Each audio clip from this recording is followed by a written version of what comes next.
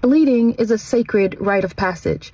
It is one that follows the lunar time, right? It follows the cycles of the moon, and a woman will bleed at a particular time of the moon phase. Every woman has a different time. That's why we call them cycles, right? And some people call them periods. I refer to them as blood rites ceremonies.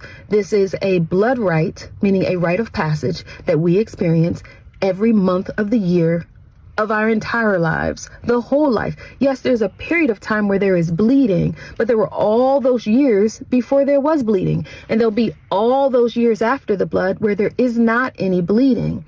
It is an entire cycle from the beginning of your life stream. Like before you ever were born from your mother's womb, there was the beginning of the blood right cycle. Not because there was blood, but because you were preparing to bleed. And then there were the years before there was blood, that time when we refer to people as being prepubescent.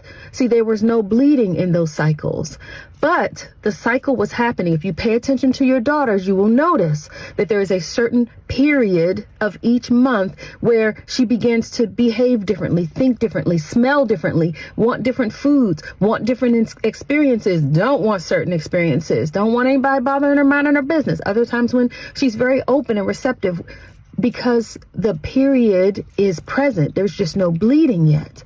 And the same thing is the case during the bleeding years, during the time when you are now considered maiden, where you now bleed. And then that the further time when you're a mother, because you're bleeding and birthing, all the way over into crone or wise woman, where there is no bleeding. So I just want to encourage us to think about the sacred blood rites ceremonies in this way and treat it that way. Treat it like it is a sacred ceremony all the way through to the waning moon, the wise woman time, when there is no bleeding. Yes, there's no blood, but the cycle itself is still happening. Those sacred fluids are still changing at different times of the month. The way you smell, the way your breasts are situated, setting, the way your body feels.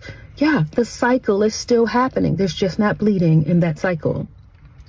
I just want to encourage you to love it. The mindset and the words that you use will greatly impact the way you will experience the sacred blood rites ceremony from beginning to end. And the way you teach your daughters, your nieces, your girl cousins, etc., the way you teach them to understand what their body is doing also is greatly impactful. So I just wanted to say that to you today. Pay attention to your words. It matters, and honor the blood rites ceremony. Both men and women honor the ceremony, because there is the same happening for men on a different cycle. We'll talk about that later. Love you. Bye.